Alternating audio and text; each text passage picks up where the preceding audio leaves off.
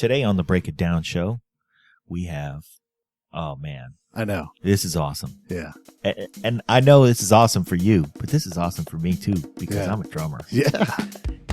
Today's show, our guest is Jason Mackenroth. I'm so stoked. Dude. So here's my Jason Mackenroth story.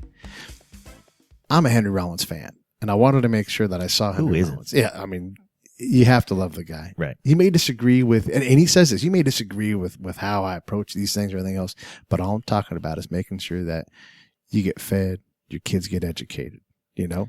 Who's mad at that? Yeah. No, you can't get mad at him. He does say some things that may rile people. Yeah. But that's just the nature of, what he's doing. But the thing about Henry Rollins as it relates to Jason is that he's a taskmaster. Right. And he's a get it done guy. Oh, yeah. Yeah. Look, he's going to go run his mouth and he's going to talk about political things. Ask him a question about the Constitution or challenge him on it, and he's going to smash you. Oh, I dare you. Because he's done the work. Yeah. He's absolutely. done the homework. He's got a lawyer's understanding and recall of the Constitution. And all the amendments and the Bill of Rights. And has an intimate knowledge on a level of not just knowing the facts, but knowing how people felt and the tides as they changed in the history of our country. Right. The dude's a historian. No, he knows about it. And he'll go. And so part of his thing he does now with the TV is he goes to the places. He lives that life, almost anthropological, because he has to have hard work. He has to pay attention to details. Right. And that brings us back to what Jason is. Right. A highly detailed drummer. Highly detailed, disciplined. Technically, his prowess is top notch. Yeah. And he'll give you the show, man. The dude rocks hard. Yes. But if you're a drummer and you're a technical drummer and you pick him apart, you go, oh, man. Yeah. Dude's grace notes are consistent and they're just right. His accents are consistent and they're just right. He flies around the toms. He does everything with a meter that is absolutely trained and precise. Yeah. He's a sniper. Yeah. Well, yeah, and that's the thing. So there I am at the Metro in Chicago. They're recording a live album 2 nights, and it's just crazy snowing, like one of those it's socking in Chicago kind of snowstorms. But I go in and I watch, and Henry is Henry, and I love Henry, But there's another guy wearing black shorts with no shirt on, just beating the bejesus out of the drums, swinging from the rafters. Right. All of the technical prowess and all that stuff aside. Yeah. This motherfucker rocks his ass off. And he is absolutely rock and roll through and through. Yeah. He almost was born in the wrong era because his era absolutely is just, it's unfair to say it's 80s rock because he's also punk. He's all these things. Oh, and by the way, he plays with a Blue Man Group. And so we're going to talk about that too. Yes, but we are. We're super stoked to have him on the show. So for his path of progression, he was the drummer for the amazing band Mother Superior. Right. Mother Superior ran into Henry Rollins. Henry Rollins said, you know what? I am so busy shooting off my mouth that I really need a band that executes with a level of proficiency that I don't have to worry about them. I can bring the band into the studio and let them loose. And this is me putting, of course, words into his mouth and summarizing the feeling of the way that it went together. But Mother Superior became the Henry Rollins Band. Right. Because Henry was impressed with their work ethic and their ability to go in and cut a song and be done. Right. And that's just kind of executioner he is. And if there's anybody in the music industry that works harder than Henry, I'd love to hear about it because that guy will put them in a tin shed and work them all day. Sweating, working, because when it's showtime, that's going to be easier than what practice was. Yeah. And that's really the thing that put Mother Superior in the position to say, we'll be the new Henry Rollins Band. Yeah. So the drummer for Mother Superior, then he became the drummer for the Henry Rollins Band. That's where you guys cross paths. Right. Also simultaneously, the drummer for Daniel Lanois' tour. My God. And if anybody can pick any musicians that he wants, he doesn't, because he's not doing it to sell 1 million albums. Nope. He picked Mother Superior. Yep. So do yourself a favor. Watch some YouTube video of Jason Mackenroth playing the drums. Yep. And you're going to see that this guy There's some out there. We'll put some links on the website. Yeah, for sure. Jason's awesome. So Henry Rollins Band, and then there was a fallow period where he's trying to, Henry was sort of done with the music thing. He's trying to figure out, what am I going to do? Right. He started his kind of spoken word career and his career as a historian and a TV host and all that. And in the midst of doing that, sort of put the Henry Rollins Band on a shelf, which left Jason to kind of contemplate what he was doing while also having to, by the way, earn a living because he had family to support. Had a family, yeah. And so the podcast probably will cover most of those things. Yep. And I'll just tell you this too, just from my very few times I've talked to Jason, he's an absolutely world-class dude. Jesus, man. Straight up, yeah. and as approachable, and you want to answer, and you want to just be a straight. real live, lovable dude. Yeah, man. I just can't speak highly enough of him. Jason, he's a quality dude. Do it. Let's listen to it. Let's break it down. Oh, hi, this is Jason Mackenroth, the Blue Man Group, Las Vegas. You're listening to the Break It Down show. Crank it up. We are in, of all places, the Excalibur Hotel. That's pretty cool. Yeah, so we are rolling, and we'll just start. But in the meantime, many thanks sitting to here with folks.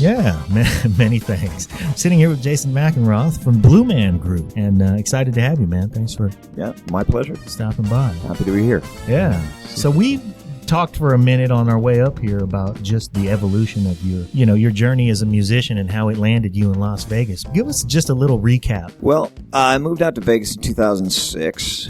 Was living in Los Angeles, doing a number of things out there. I moved to LA in 89 from Sacramento originally. Got in a band with some guys. We were called Mother Superior. Did that, put out our own records, did some of our own touring, whatnot, did a lot of our own promotion, and then got involved with Henry Rollins because he liked a record that we did. Then he found you from a Mother Superior record. Yes, he did. All right. Yeah, we put out a record locally called Right in a Row. Mother Superior, Right in a Row. Came out late 93, and we all worked at record stores, so Henry's a big record store guy too. And one of the band members ended up giving Henry a copy of the CD, and he called back right away and said he loved it. So we kind of stayed in touch. So throughout the 90s, we just, he produced a couple records of ours and did some liner notes. Then we ended up being Rollins Band. And so by 98, we were recording music with Henry, and it just ended up being Rollins Band. So we were Mother Superior and Rollins Band simultaneously. So as we come into the new century,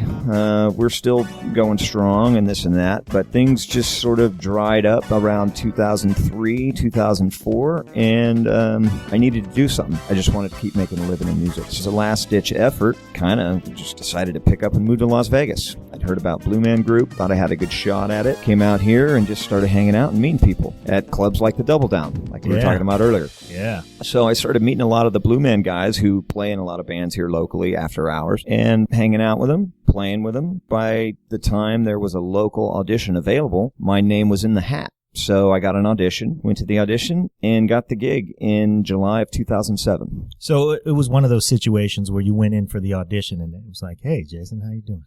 And you knew everybody in the room by then. Well, I didn't quite know everybody in the room because the people who doing the auditions were not the people I was hanging out with. But they knew about me from the other guys, so I'd known a handful of the guys in the cast. Yeah, your reputation had preceded you. Right. And that's one of the things that we've seen as a constant in the success of a guy who like you comes to a new town and gets a great gig.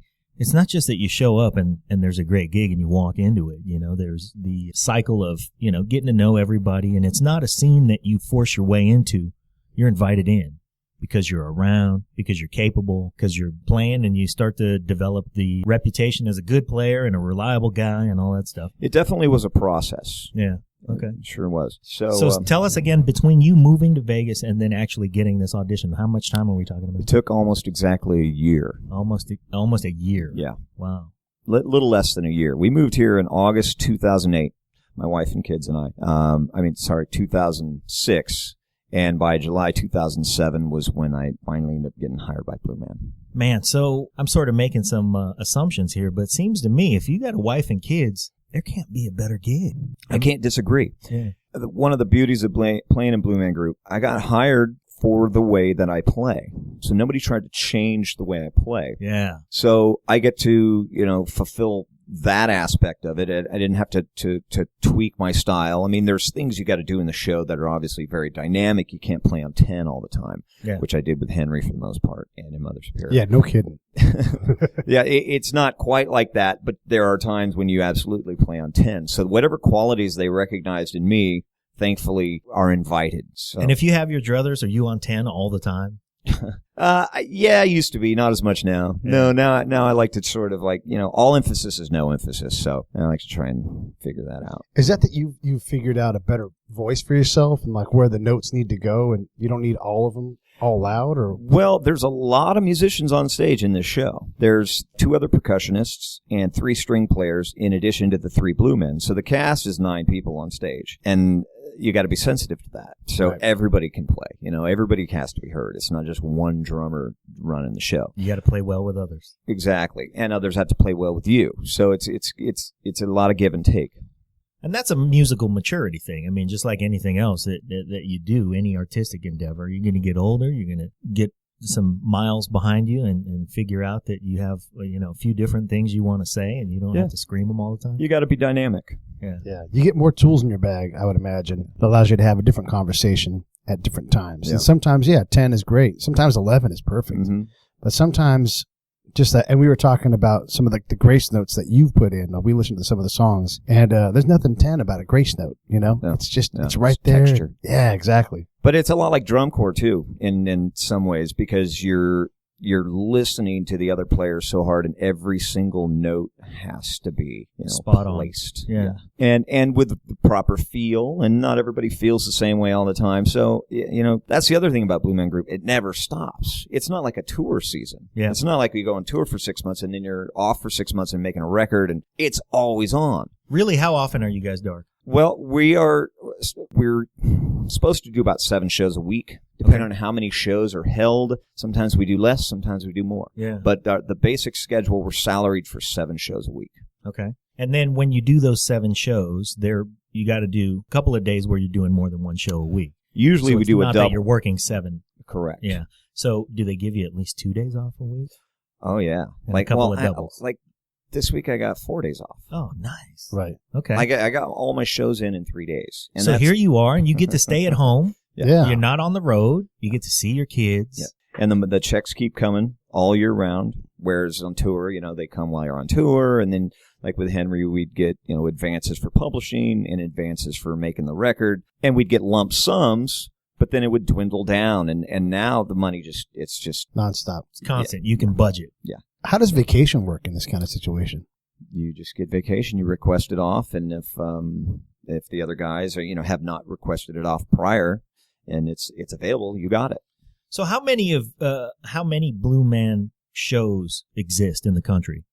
Gosh, let's count them. I guess New York, Boston, Orlando, Chicago, Vegas. So there was 5 in the country. There's 5. And so if how interchangeable are you with the other shows? So if you decided to... It's a good question. I have not been trained in or cross-trained. They used to call it cross-pollination. Yeah. And they used to do it more often than they do now. I'm not trained to go into any of the other shows. There's a lot of the material that is the same, but then there's quite a few differences. It would take some prep, and they haven't done a lot of that lately. Yeah, those differences have to be based on... I mean, this show is so unique that it has to be based on personnel. I mean, it's, like anything else, if you've got a team in one location, a team in another location, those teams are going to have different strengths. Yeah. And they're going to have different things that they do well and that crowds respond to. You're playing in different houses. Yeah. So. And a lot of it is the band configuration plays a part in that too, because in New York, there's just one drummer. Wow. In Boston, there's just one drummer. Chicago, one drummer. So we're doing a job here in Vegas with maybe much of the same material, but with a different configuration of musicians who have different roles. So the kit player, which is the lead position in the music department, because a lot of the show cues are cued off the Blue Men, which the kit has players watching, and then we'll do a fill to bring the band into another section based on actions of the Blue Man. Okay.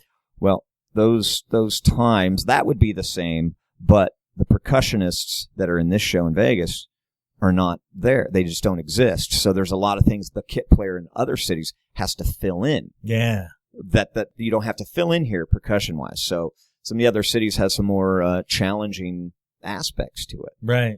So if you're out there listening and you haven't seen the Blue Man Group, it's a percussive show. It's action-packed. There's always things going on.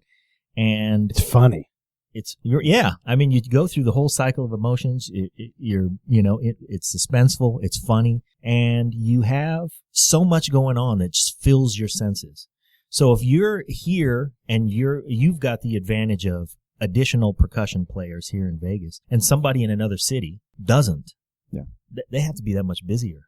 they're busier, and they have to sort of paint a different picture. The original guy who wrote a lot of these drum parts was literally a painter and an artist. Wow. And so a lot of the drum parts are based on brush strokes, and like literally like, you know, how you could brush stroke something in relation to the Blue Man's throwing of the gumballs and the marshmallows and all those things. Right. So there's an added responsibility in this shows that have one drummer, because he's got to fill in all these other textural things that you have the luxury maybe in this show of some of the percussionists doing for you. Yeah, that shelf of toys. Yeah. That you have at your, you know, in your quiver to paint those textures. Yeah. You're one guy and you got to have it all. You got to get, yeah, so you're doing it all. I think what I'm hearing here is if you guys are in a city that's got a Blue Man Group show, go see it. But if you're not and you want to travel to the one that's got the real deal, come to Vegas. This one's the most rocked out. Yeah. This one's like all the guys are rock guys. Everybody here has been hired because they're rock musicians. We all have rock in our blood. So it's pretty much the band plays a rock show, you know, with the nuances of the Blue Man show. But musically speaking, the band guys, we're just a bunch of rock dudes out here. That makes sense, and it's even more of a draw, I think, you know, for our listeners. You want to rock out to the Blue Man Group, Vegas is the city. It's the place to go. Yeah. Man. So your approach to this thing, how much freedom did you get? I mean, you know, you said they hired you for you, and you were the guy who fit the bill. And then when you come in, how much of the arranging, how much of the composition of the show do they say, hey, man, you let it take off and we'll capture whatever magic you're creating? That's a good question. The parts are written. The music is obviously written. A lot of the music was written from the very beginning. And so we have names for all these songs. They're weird names for songs. Mandelbrot, Drumbone, Feast Picking. Those are just some of the names. And you have to play the songs. But what you can do as an artist and a musician is you can put your flair to it as long as you're doing a good job cueing the bands, and if you have good feel and it's supporting, it's got to be supportive. Everybody, you know, in the band has to be supportive of one another, but the kit player in particular really has to have the foundation that everybody can sort of build upon, and it's got to support the show. As long as you support the show and you're playing great, that's what the job's all about. Yeah. Given that you guys have been together for a few years, I mean, it must be now where your knowledge of the set, ability to, you know, you kind of log the songs in muscle memory. And by now, you guys just must be, it's like watching the Globetrotters, right? Everything's a no look. You know where everybody is and where everybody's supposed to be. Unless something unique happens, it's pretty damn tight. What's something unique that might happen? That's that's what I got to know. And now that you brought that up. Yeah. Well, you know, I mean, anything can happen. Yeah, it's a live show and it's theater. Like, there can be a derailment at any time, and then everybody's sort of got to follow and figure out where that person's at. It could happen from maybe an unusual circumstance with the Blue Man's interaction with an audience member, where we have to vamp a section particularly long, or maybe we have to cut a section. Sometimes there's some prop failures, and we'll get a notification over our headset that we got to go into the next section, so we have to cut something out. And so you kind of be on your toes to, okay, what's the cue going to be, so the whole band is clear exactly when we're going to hit it, and we're going to go into the same spot. And that's your job to kind of drive that? Whoever's on kit. That's the other thing. I don't just play kit in this show. All the drummers, all the full-time drummers, are trained in all three positions. So it's a rotating show. So I'll play a couple kit shows a week, but every drummer in the show plays a couple kit shows in the week. So therefore, you're getting a different show. And it's really cool. The Blue Men rotate as well. Wow. Every time you see the show, it's a slightly different configuration. Okay. So you're not only getting, I mean, this is for our listeners, that sounds like, oh, okay, so you get to rotate. But musically, you get to just express different things. You get to play different parts. You got to know all the parts for every position. And so this makes sense now when you request vacation time. Yeah. You know, I mean, do you guys get subs? Do you go get? We have subs that are available if people need to call out on a moment's notice, or if people are going on vacation. Yes, there are subs. Yeah. But in addition, everybody knows every part. Correct. So there's always hey, we got a sub, you know, there's that one sticky part, you know, we'll cover that, or we'll lead you in, or whatever. It's a constant communication every night of the show. Yes. And there's usually discussions about it after the show. Yeah. Everybody kind of like calls each other and that was cool what you did, or what was going on there? Yeah. You know, like, really, triplets right there? Yeah. Yeah. What made you think to do that? You know, that kind of those conversations happen almost nightly. Yeah. And does the show evolve because of that, Mike? And not change in big terms, but like, yes. hey, from now on, whenever this happens, yeah, we like that. Grabbing the maraca and doing a triple Well, shake. not as much that. The parts are written. There's a template part for each position of the show. Whatever liberties you take, if it becomes a trend, that can get shut down. But what they're looking for is it has to be a disciplined show. It's discipline, yes. Yeah. But you do have, you know, some leeway to do what you want, express yourself. And if you want to play the shaker in a spot one night where it wasn't written to be, that could be cool. But it's not going to turn into a thing. If it turns into a thing, somebody will probably put you got to squash that at some point, yeah, right? If you're the MD, you got to go, wait a minute. Yep. There's a vision. Yep. You got to get with the vision. Right.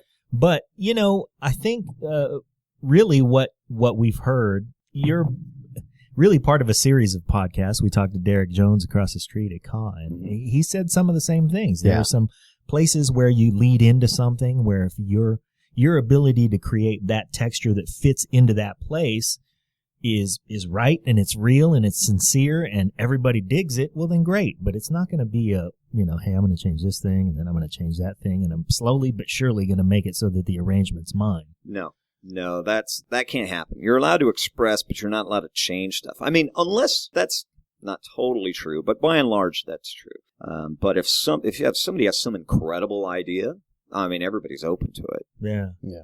And I would imagine now that you guys have a few years together that, you know, you sort of have that same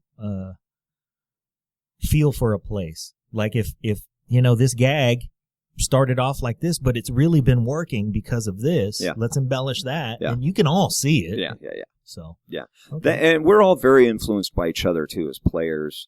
And we're a pretty tight bunch, I got to say. I mean, we know each other all very well. We know each other so well, we can tell exactly how we sound as drummers like we speak. We all it's very close. We hear each other straight in our ears every single time we play. So it's pretty neat for that. It's actually pretty intimate. That is cool. That is really, really cool. And I hope that's something that when audiences come, they pick up on that.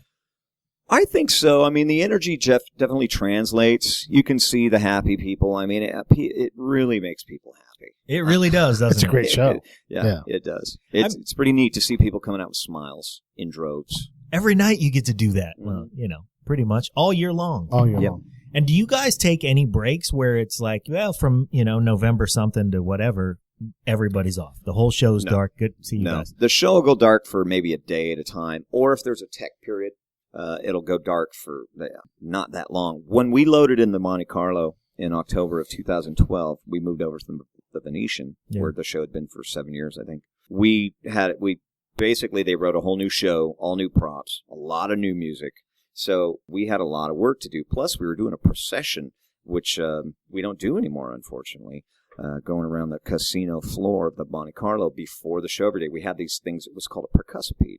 And you had 3 drummers, and you had a string players on a cart that was rolled around by this crazy stuff, this stuff that looked wild. And we'd go around, and we'd play all these different percussion pieces, and then we'd line up in front of the theater entrance and then do drum solos. And it was all arranged, you know, and then anyway, that was one of the things that was new about the new show.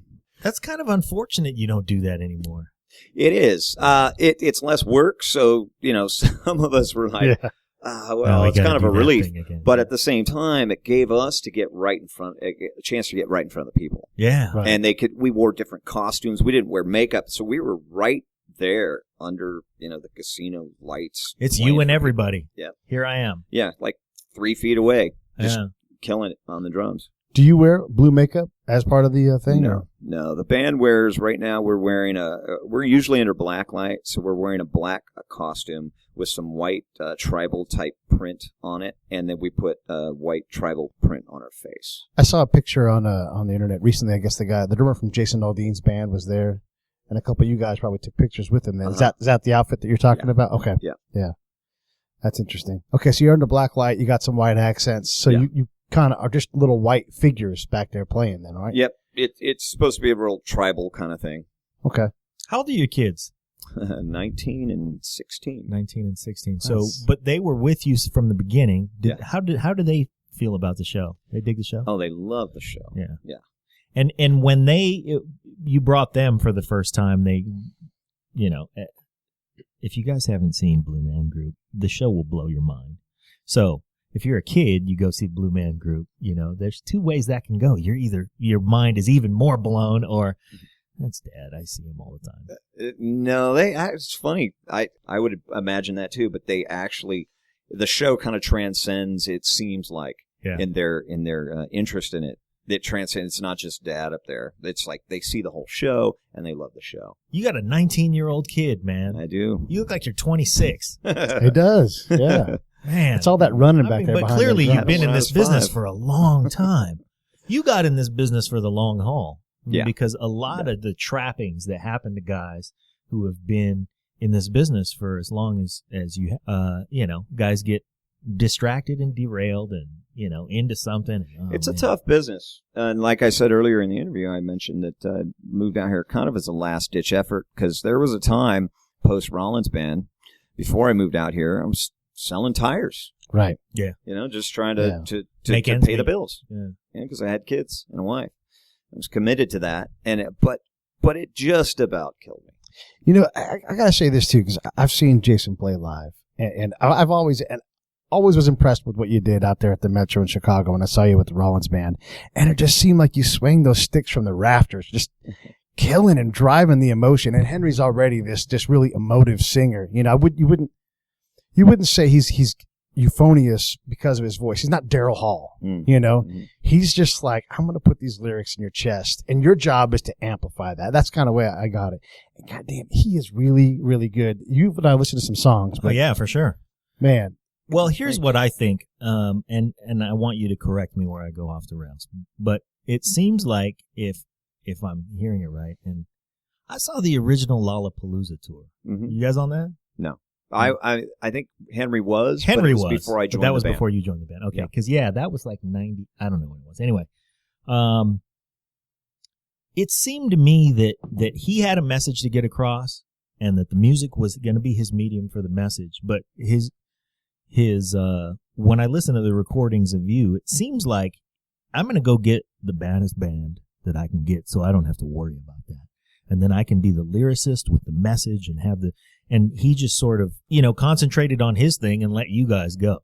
I don't know that he had a traditional spot as a band leader where he was as involved in kind of the day-to-day. He had to get guys who were proficient enough they didn't have to worry about making a disciplined situation. Is that true?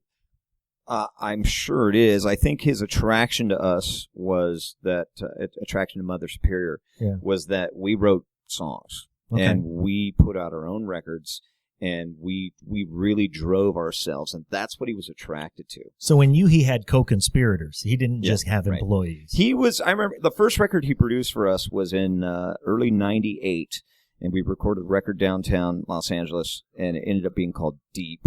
He was impressed that we would just record a whole record in like 3 days. We go in Friday night, start recording, set up, maybe record a tune, record all day Saturday. By Sunday, we're out of there. Right. And that blew his mind. Yeah. It's because we would just rehearse all the time. I mean, we would just go and set up all our gear and break it down 2 or 3 times a week just because we loved to do it. Right. And we were writing songs and making music together. So that's what I think he was attracted to the most. So he's like, man, my guys aren't really, just didn't work that fast, I guess. And that bothered him because time is money. Yeah. So he kind of knew he could get us in the rehearsal studio, write a handful of tunes, get into the recording studio and just knock them out and get out of the recording studio rather than just wasting money. What's that process like with him? I mean, he's in there. Obviously, he's going to have those words. He's got it. But I mean, how do you get to where, the fills and like one of the songs we were listening to, and I forget, maybe it was Get Some Go Again or one of those songs where you were hitting a cymbal every time and he was emphasizing the word almost in sync. How do you guys get to that point? It was not difficult. I think the first time we went into a rehearsal room together, we wrote 5 songs together. I think Get Some Go Again was one of those songs. And I think there was another song called Monster that night, another song called 100 Miles. I don't know. There was like 5 songs in a night. We just started playing riffs together and playing drum beats together. Thinking Cap, I think, came from the first night. Wow. And wow. Yeah. In a night. Just in one night. I could see why he was instantly enamored of you guys and snatched you up. Because that's a hard-working dude right there. Yeah, man. To find a whole band full of guys that want to work as hard and as fast and get things done like that, and be as enthused about it as he is, it was a match. Yeah, it was a match pretty instantly. He also liked that we were rehearsing in a studio right across the street from Hollywood High, right off of Highland and Selma there. I don't know if the rehearsal studio's still there, but we rehearsed there, and he said they used to rehearse there with Black Flag, and he thinks it was one of the same rooms. So that was inspiring to him. Sure. Wow. Yeah.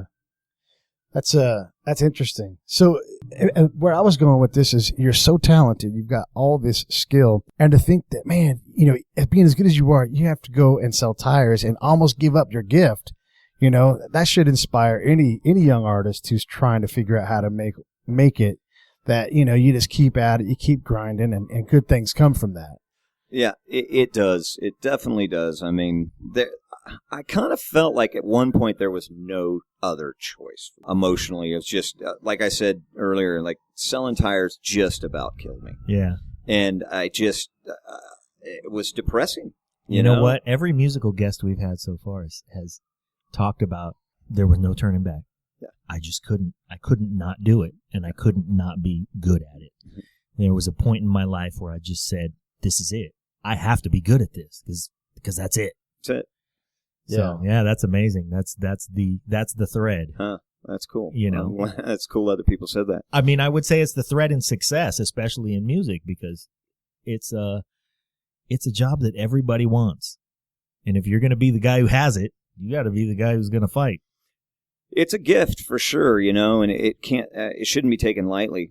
And I try and remember that every time I'm on stage. I hope I never take it for granted because it means everything to me. You said something that kind of made me think about that because someone's sitting in that chair before you, and you came to Las Vegas and thought, I got a shot at that gig. That means, you're hawking somebody else's gig, and what puts you into that frame of mind where you think, I can do that? Like, what's the circumstance for that? The guy quit. Yeah. I kind of, honestly, I felt like I was a shoo-in because I knew I was a great rock player, a good enough rock player to do that job. And I also knew I had drum corps experience. So I knew how to play with other drummers. So it just like the combination of that, I even marched some senior corps in the mid-2000s when I was living up in Northern California for about a year. Is there? I didn't know there was that. Yeah. Wow. Yeah, we marched with some old freelancer alumni, some old buddies, and made some new buddies, and just did some real. I mean, it was all about drinking. Yeah. It was. We do shows. There's a club about drinking. I need to join this club. And you get to hit stuff with a stick. Yeah, we would just go out and we would do shows. We were all over age for we're senior corps, so we could be any age. Yeah, and. We would just go do our shows and then set up in the parking lot for the rest of the night with our ice chest and drink and play drums. Your drum corps tenure expires at 21, just so everybody knows. Yeah. So senior corps it's like all the ages. Senior tour. Yeah, it can even be young guys. There were guys who were trying to get into junior corps. Yeah. Weren't, for whatever reason, there yet. So, yeah, they were hanging out, too. A lot of underage drinking going on.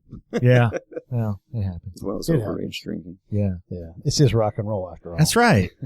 So, let's see. We also, we wanted to talk to you about, we do a current events thing. And so, for our current event, Pete's our current events man. Well, we have two choices. We can talk about Ebola or we can talk about the Rock and Roll Hall of Fame. So I'm going to say that we talk about the Rock and Roll Hall of Fame. That sounds good to me because Kiss was in just recently, which is my favorite band of all time. Okay. So that was exciting. Nice. But it wasn't exciting the way it went down. That's a shame. Yeah, it is a shame. Yeah. Just play a fucking song. Just play. Everybody wants you to play. Just play. So you don't care who's up there as Kiss. Just go out. All of you go up. And no, I want Peter, Ace, Gene, and Paul. Okay, you want the three. You want the four of them. Okay. Yeah. No, I totally care.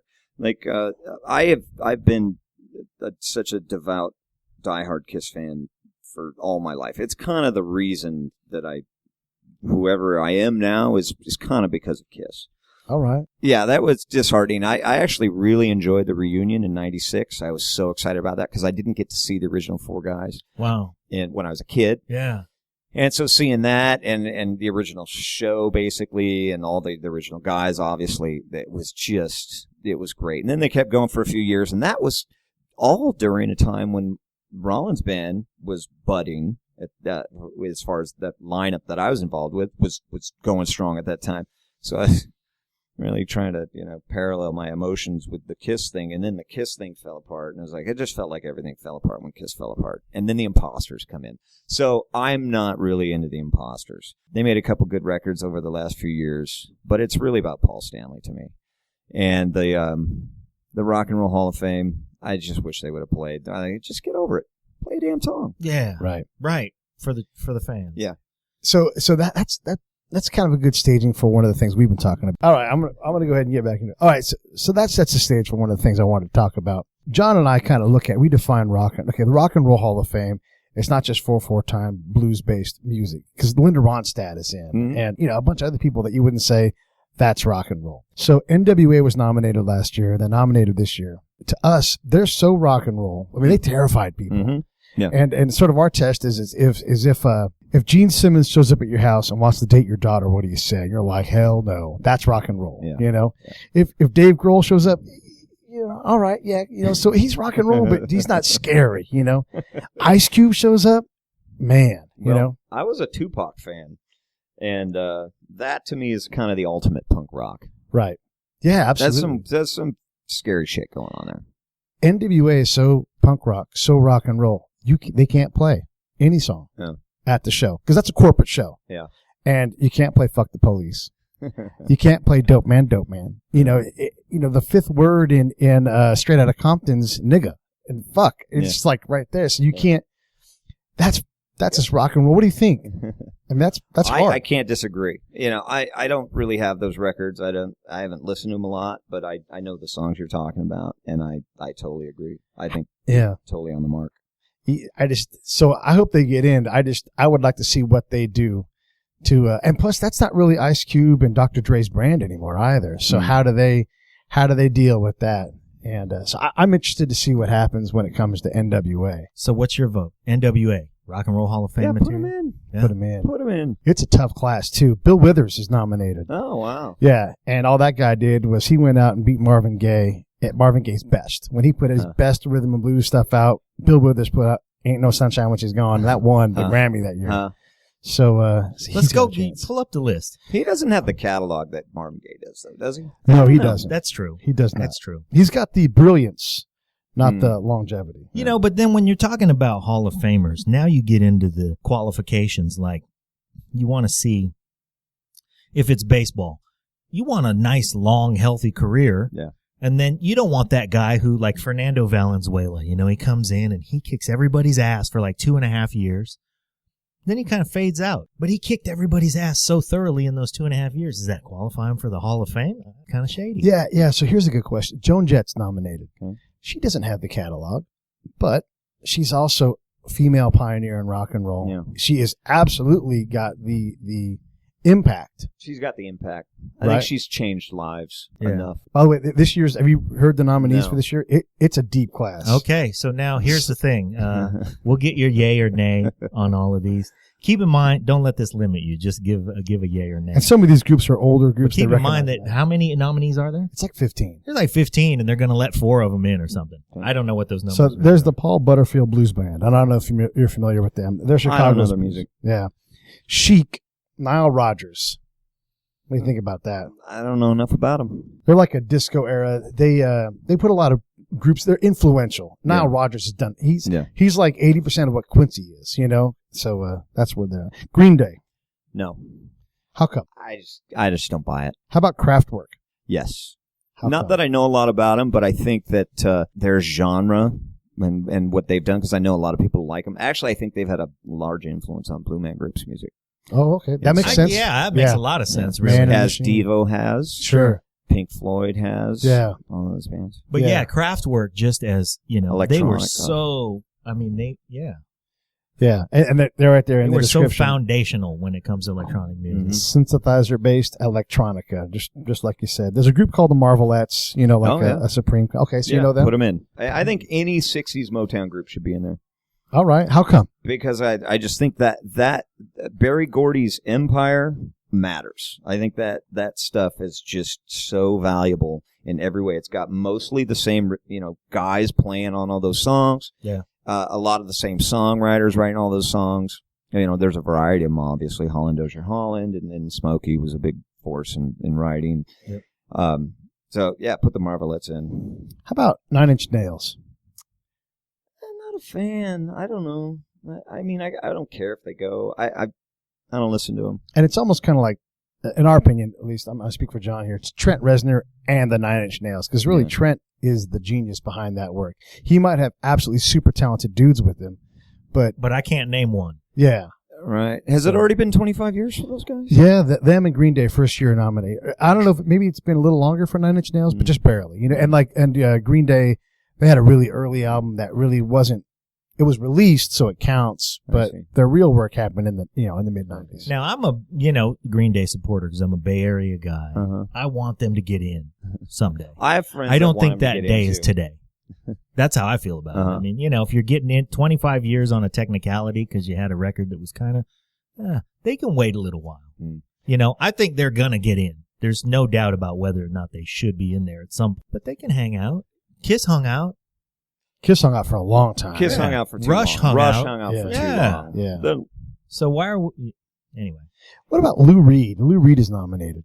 Again, I don't like Velvet Underground that much. I think it's kind of second rate. Okay, all right. Second rate. How is it second rate? Is it like just the lack of influence, or what do you think it is? It's celebrating being not that good. So it's I can appreciate that comment right so there. So it's like the it's guy celebrate. It is. It's kind of rock and roll mediocrity that everybody just latched onto for fellow mediocrity. Bullshit. And there's a place maybe for that, like we talked about in baseball terms. There's the pitcher that wins 12 games every year for 20 years. He's got 240 wins. That's more than almost everybody. But it was never. But any he never good. won 20 games. Yeah, He just won 12 games. So Lou Reed can wait. And what about the Smiths? He didn't say Lou Reed he can wait. He said wait. fuck Lou Reed. No, fuck Lou Reed and his middle of the road rock and roll. Velvet Underground. Well, I mean, he is dead. I don't know. Give him something. I kind of feel that way too, and I feel that way about Chic because now Roger's still alive, but his resume is really long. But the other two guys are dead. My favorite drummer is Tony Thompson, so. It's like, they're dead. Put them in. Dead goes a long way with me. For a Hall of Fame. It's a museum. But then again, if they're dead, they can wait a year or two. Oh, yeah, they can wait a year or two. What about the Smiths? Not a fan. I say keep them out. 80s progressive rock, new wave rock bands. Not a whole lot of representation. Anybody stand out that you think is missing from that group? From the band? From the 80s? No, from the 80s progressive new wave kind of era. Is there any special? Is in there? I would think them as 70s, but I don't know. Yeah, that's right. They not. started in the 70s. 80s. No, I don't know. Yeah. Make me think about stuff I hadn't thought about in a while. How about the Spinners? Would you lump them in? I mean, they weren't a Motown group, but would you lump them in among the important kind of cultural icons of that era? I guess I don't have an opinion. I've never owned a Spinners record, but I know a lot of people that dig the Spinners quite a bit. Yeah. It's like Neil Diamond. That guy puts ticket buyers around the building waiting in line, but I don't care, so I get that. The thing about the Spinners is that there's probably, if you lined up the roster of anybody who has ever been a Spinner, there's probably like 31 dudes. That's a big show. And there's like been that one. Now. Yeah. Where are you on Sting? Not a fan. Really? Yeah. It's weird. I never went through a Police thing. I was a Rush guy. Okay. I was a big Rush guy. I'm still a big Rush guy. Yeah. And I like the Police, but they haven't affected me emotionally that hard. Wow. That's fascinating. Yeah. I didn't expect to hear that. And that's cool. I can dig that because that's, especially if you're Rush, there is a bit of a schism there between the two where you could see one way or the other. What about Stevie Ray Vaughan? Again, Hendrix. I don't know. I listen to Hendrix. I don't listen to Stevie Ray Vaughan. Right. Okay. You got a high bar. That's good. We need a high bar. How about War? I think they're super cool. I love the first 3 records. I own them. I guess I don't know if they're Hall of Fame material, but I dig them. All right. So we'll put him in. Okay. All right, cool. And then Bill Withers is the last candidate. Yeah, I don't know. I mean, I know the song you mentioned. I don't know his catalog. And when you compared him to Marvin Gaye, I think I own every Marvin Gaye record. So Okay. From my experience, I don't know enough about him to probably say. Right. Lean on Me is one of his songs. Oh, okay. So he's got some big. Yeah. He won 3 Grammys, and they were epic songs like that. What's the third song? Yeah, he's got Yeah. maybe 4 or 5 epic songs. Yeah. And Grandmother's Hands. Or Grandma's Hands, but nobody really knows that song that much. And then Lovely Day. Oh, Lovely Day. That's right. And that was, just the 2 of us. Oh, just the 2 of That's us one of with his Grover songs. Washington Jr. Yeah. That was kind of the late, part of, I don't want to say the late part of his career because he's still out there. Yeah, that was sort of long after the real chunk of relevance that we think about him. So you mentioned Rush as being influential for you, Steve. Neil Peart, obviously, in that mix. Who else stands out for you drum-wise? wait, first let's settle this debate. Oh, Is okay. it Peart or is it Peart? Oh, okay. I say Peart. Do you? You say Peart. Okay. All right. And I say Ace Frehley Oh, okay. instead of All Frehley. right. Ace Frehley. Ace Frehley. That's how they say it. So All right. Well, you got to say a guy's name the way he says it. Yeah, that's true. I just have never heard So it Neil was Peart Frehley's say it. comment, not Frehley's comment. Frehley. Okay. But you know what made me ask? Because I had called him Neil Peart all my life. And then I heard during drum solo week, I heard Dave Letterman call him Neil Peart. Yeah. And then I thought, well, Dave Letterman ain't going to get it wrong. Yeah. Yeah. He's not going to stand right next to the dude and introduce him for drum solo. He chose him for drum solo week. And I think he chose him to close drum solo week. So he's not going to do that and get his name wrong. Right. So I must have been pronouncing it wrong all this time. All this time. Yeah. I think that's the way those guys say it. Okay. So who stands out for you, influential-wise? Who would you pay money to go see? Well, I mean, of course, Zeppelin. I'll talk about the stuff that influenced me, early on. It was definitely Rush and Zeppelin.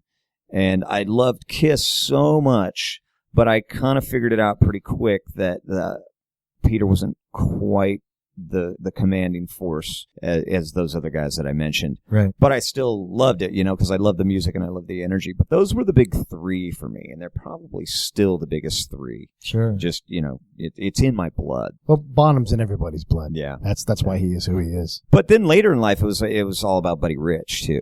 Oh, Buddy sure. Rich is God, I cannot get enough of that guy still. And it's just, I've been trying to collect every single recording he's ever made since 1937. His first single was with the Andrews Sisters, Beer Miss Duchamp. Bootleg, television, broadcast, whatever it is, I'm trying to collect every single note he's ever recorded. And I'm over 90% there. No Man. kidding. Yeah. Now that's a cause. Yeah. Wow. Still working on it. Yeah. And it goes in waves. Sometimes I put it away for a little while because I just get screwed up by it. I get so obsessed. So I have to put it down every now and then, but I'm pretty close. Pretty fucking close. Hey, you mentioned that you worked at a Sacramento record store. I didn't know that I mentioned that, Oh, but I did you? did. You did? I said we all worked at record Yeah. stores, but I started working at Tower Records on Watt Avenue in 1987. The Sacramento record store. Yeah. I worked at Tower Records on Florin Avenue in 88. Nice. Which Yeah. one was the first one? Broadway. The one downtown, right? Yeah. Broadway. The one where the Tower Theater is. Yeah. Makes sense. Yeah. So I saw a picture of you. You had a Tower record shirt on. You probably got that from the store, right? Just like I had mine too. That's fun. Yeah, Tower was a lifestyle. That was one of the coolest jobs. That No was doubt. way better than selling tires. Yeah, yes. That was the job where you didn't make a whole lot of money. Still a cylindrical petroleum byproduct, That's true. but so much cooler. The job was so cool, John. You would go, you would show up to work, and if you went on your day off, you weren't going to leave for hours because all your buddies were there, and there was just so much stuff to do, right? I mean, I ended up managing my own store in Sherman Oaks. I started in Sacramento, then when I moved to L.A. in 89, I transferred and I worked at the Tower Sunset store.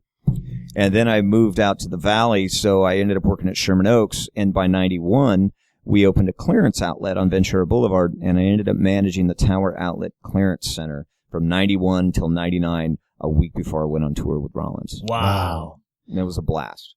Well, That's we why I probably- had kids, because they paid insurance. Sure. I was a store manager, so I had a halfway decent salary. Right. Yeah. It ruled. man, we probably know some of the same Tower people from We the old probably days. do. Yeah. That's fun. Sacramento Tower. Yeah. You know, so here's one of my fun things that I get to do from Tower from the old days. You know, like you could get tickets to anything in Sacramento. Yeah. So I saw Eazy-E at the Elks Lodge because I thought, why not? And you know, back then it was like $8. Uh-huh. And the show lasted about 45 minutes before they shut down the theater and like, everyone get the hell out of here. It's too crazy. All right. Yeah. So there's Elks Lodge, and then there's Elks Lodge. You know, there's a White Elks Lodge and a Black Elks Lodge. Well, I was not in the White Elks Lodge. Okay. That's what I'm curious about, because it seems like 45 minutes it could be pretty long. Yeah. I just think about, I grew up in Vallejo. In Vallejo, there's 2 Elks Lodges, and they're not far apart. I mean, they're maybe, a couple miles apart. One is, larger and it has a pool and all of that stuff, and then the other one's just kind of it's like a little bar. But there is clearly one where, one is the White Elks Lodge and one is the Black Elks Lodge. And it seems like when you said I saw Eazy-E for $8 at the Elks Lodge, my first thought was I put him at the White Elks Lodge, and I was like, how in the hell did that go 45 minutes? Yeah. Well, I don't know which club it was, but it was interesting. Yeah. And I probably was the only white dude who wasn't serving drinks or something. So maybe it was the white. I don't know. I have no idea. Yeah. I really didn't pay attention to that. Yeah, but you saw Eazy-E for $8. Yeah, I saw Eazy-E. I saw when Metallica came to Arco Arena. I saw them. I saw Queensryche. And it was like nothing to see a show. It was. That was when you really had cheap. to stand in line to get a ticket for something too. Well, when I pictured the Neil Diamond around that building, I was thinking of Tower because they went around the building trying to get tickets for him. Yeah. So, yeah, that's crazy. So nowadays, you go online at 10 o'clock in the morning, and by 10 o'clock and 8 seconds, the show's done, sold out. Right. Now you have to be a hacker to get tickets. You can't even work at Tower Records and get tickets anymore. Yeah. Yeah, that's true. Well, nowadays you can't even work at Tower Records Period. anymore. But yeah, what do you think about, so obviously, you've had bands in the past. I imagine you probably do a band of some kind, if not doing some kind of project now. How do you get, you have more access to get your stuff out, but how do you get people to pay and listen to your stuff now? What ideas do you have? I don't know if I have any ideas about that. I mean, you put it out on iTunes and you do the press and you try and get the publicity and you put the release out, and I can't really answer to that. The last record I put out was the Mack record called Pay to Play in 2011, and I only put it out digitally. Right. Just because there's no physical copy of that record. There's not a physical copy of that record. Wow. It was intended to be released on vinyl. Yeah. And for whatever reason, I couldn't get a distributor. I was going for record store day, whatnot, and I would have spent way too much money to do it. Man. For a guy who worked at Tower Records, that breaks my heart.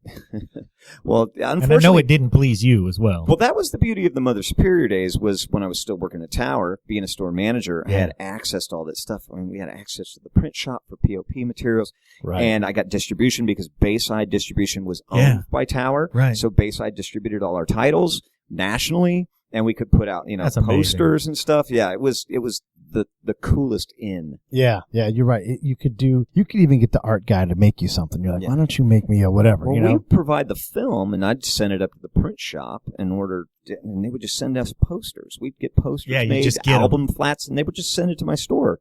Yeah. Didn't they pay a thing? Right on. Wow. That is cool. That's the hookup. Yeah, and now Tower's out of business, so. Yeah, I wonder how.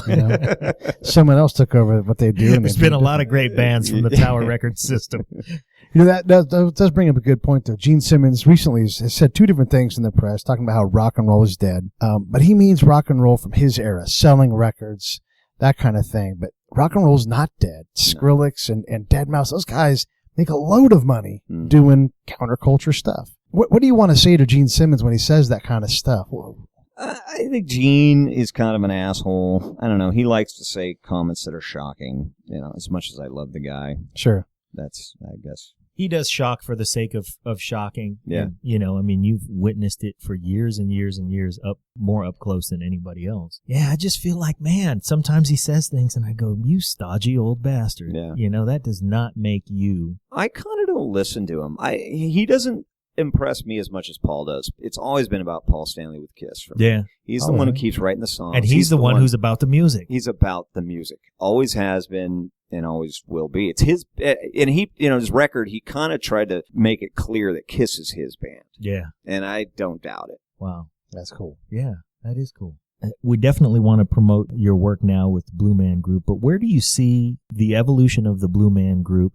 Where do you see yourself, years from now? What are you headed toward? Well, for now, interesting. I guess I'll say a little bit about this. The Blue Man Group is going to change the show in the new year, adding some new content, which is very expensive.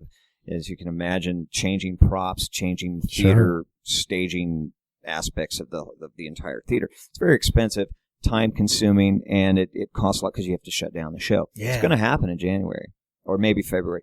Sometime in the new year, we're going to shut down for a week. We're going to add a whole bunch of new content. So that's always exciting. You guys can add a whole bunch of new content to that show by shutting down for 1 week. Well, yeah, there's a lot of preparation that goes into that prior to. Yeah. And obviously they're trying to shut down the show for the shortest amount of time possible because that's such a loss of revenue. So that prep means that you're doing your 7 shows a week, Yeah. but that you guys are putting in time now to... Well, no, we haven't learned any new material. New York is where Blue Man Productions is, and they do most of the content creation there. Okay. So that's going to be happening. I've been fortunate to be involved with the Blue Man in a pretty deep capacity over a variety of different kinds of situations. I played on the Megastar Tour in all of 2009, which afforded me to go to Israel, play for a couple weeks over there, Brazil, Taiwan, all through Canada, all through England on a tour bus. So you still get to tour. Oh, yeah. This gig is great. It's great. Blue Man's cool, too, because what they do is when they tour, they sit down in a city for a week. Yeah. They'll just do a show for a week. Right. Instead of and sometimes we'll do night after night. Like in England, we were doing arenas, and it was night after night, get on the tour bus and wake up the next day and do the new city. But that's not as common as like going and doing a sit-down show. In Israel, we played in Tel Aviv. We only did 6 shows in 2.5 weeks. So we got to go to Jerusalem and, hang out on the Mediterranean Sea. Wow. It's my favorite place I've probably ever been. Incredible. That's amazing. And I've done some other things with Blue Man. And when we opened a new show, I was part of a group of people that were kind of appointed to develop some of the new material for the procession that I talked about earlier in the interview, and some of the show content, some of the drumming parts and things like that. So I've been lucky enough to be part of some of the creative process on a local level. So that's been exciting. So I hope to be more involved with that, to be honest. Ultimately, it'd be nice to be involved with maybe some of the content, musical content creation in some way. That would be the most satisfying, I think. Because if I'm not, I mean, I love playing drums, but the thing that satisfies me the most is sort of, the creation of some new ideas and new content. So if I can be a part of that team, ultimately, that would be the most satisfying. Well, it seems like Blue Man Group has scratched your every other itch. You've been on the road. Yeah. You've gotten to stay home. Yeah. It's a steady paycheck. Yeah. You get the cool, corporate benefits. It's pretty much the ultimate gig for a drummer. Yeah. Wow. Especially a drummer with a family. Yeah. So are the Blue Men on stage, are they percussion type dudes, or do they pick that up as part of their overall skill set? It can go either way. First and foremost, they're usually actors. Okay. But if they have zero musical background, they probably wouldn't get the gig. Yeah. Some of the guys have come in with very little skills and picked it up and just been phenomenal right away. Some of the guys have, I think I've heard of some situations where some of the guys have been excellent character actors, but their musical skills are subpar, so that doesn't make it. You do have to have both. But I think first and foremost, the Blue Man character is what they're looking for the most. Yeah. And then some of the guys will come in with very little musical training and be able to pick it up just fine. Some guys have a lot of musical training. Some of the Blue Men have marched drum corps and marched in like Garfield cadets and stuff like that, so their hands are real good. So that lends itself to the part as well. Fascinating. Yeah, it is absolutely fascinating. You guys, if you haven't seen the Blue Man Group, come out to Vegas. Come see the Blue Man Group. Yeah, they're at the Monte Carlo. At the Monte Carlo. And it's 7 shows a week at a minimum, right? It's 12 right now. Oh, it's 12 shows? Right now. Holy and cow. coming into the holiday season, it'll go up. It'll go to 14, and then, between Christmas, around Christmas, they'll start having triple shows per day. So there's a lot of shows available to see. When you guys go on the road, are you guys playing tonight? Oh, yeah. Oh, man. Wow. 2 shows tonight. Dude, he's doing a double today. Oh, no, I'm not Stop playing by the tonight. podcast. I'm not Oh, playing. okay. No, I'm off tonight. You're off. Okay. But the show is going. Right on. Can you play 2 shows, or is it too physically demanding for you to do? No, we usually do a double. That's Okay. usually part of our schedule. So when I say 5 to 7 shows a week, you can do the math. Like, we're usually doing a double. So if I got 5 shows, I work 3 days a week. Right. Wow. That is cool. It's super cool. 3 days a week is awesome. When you're screaming, going 100 miles an hour, doing like what you did with the Rollins Band, playing on 10, can you do that every night, or night after night after night, or do you have to have a break at some point just to recover a little bit? Well, Yeah, how much of the job is really physical?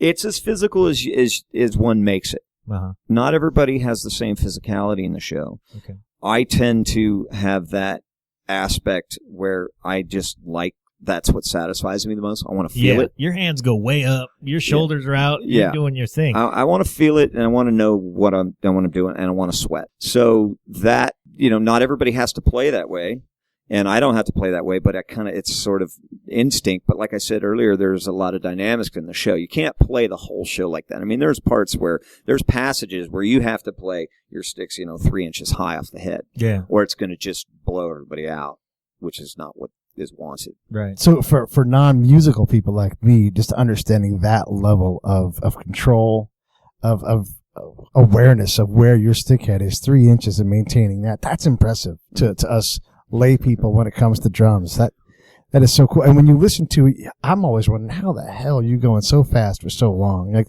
John's breaking it down. He's like, he's playing 16th notes and he's doing this, and incredible. Clear. You're listening to your stuff. Your influence, the influence of Neil Peart was clear, because man, your 100 miles an hour and your first note and your last note, if they're meant to be the same dynamic, are identical.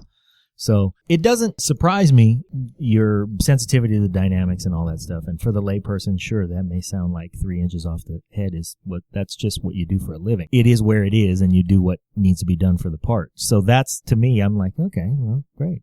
But what I'm curious about is, how long do you do it? I mean, it's not like a running back where you're getting hammered by 11 guys every week and you have just an expiration date. And Buddy Rich went until he was Dead. Yeah. right. Yeah. Yeah. And he was no longer a young man. So And he played great. and to he the played great to the very did, end. Yeah. So what do you think for you? I mean, do you got to have push yourself. I just think you have to push yourself. Yeah. And otherwise, it's not satisfying. And so we're talking about the idea of, quote, playing on 10, unquote. That doesn't always mean swinging over your head either. I mean, playing on 10, you can play 3 inches off the head and still be on 10. Yeah. So you have to have that sensitivity, I think. And I think, I'm still working on trying to create that maturity, because the bulk of my career has been just playing over my head, sticks over my head and whatnot. And I can't do that all the time in this show. You can do it some of the time. And this show is largely built on wind sprints, too, because you'll have a piece of music, 6 minutes, but then you don't play for 3 minutes. Right. And then you might play for 30 seconds, and then you don't play for another 3 minutes. And then you might play for 20 minutes, and then you take a break for 15 minutes because there's part of the show where there's no band at all, you know, Yeah. and then you get back up there and you play another couple minutes. And then, so you really have to be engaged the whole time. It's not like doing a rock concert where you're just playing for 70 minutes straight. Right. And then you're done. Right. Yeah. Well, your fitness clearly does not come into question. I mean, you're in it for the long haul. Yeah. I So- mean, what Yeah. else are you going to do? Yeah. One of the things that I want to get back to Buddy Rich just for a second, because I wanted to ask this question. I forgot.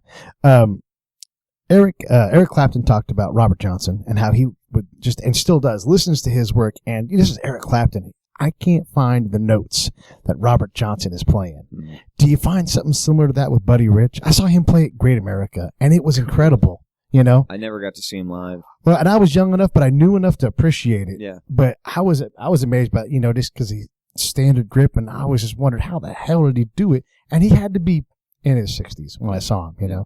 So do you have the He same had kind 20 of years sensation? left when you saw him, too. Yeah, yeah. Well, he died at 69. He died in 87. He was 69 years old. I have a recording of his from December of 86, which is the last known live recording of his, and he still sounds incredible. And he was dead 6 months later. Wow.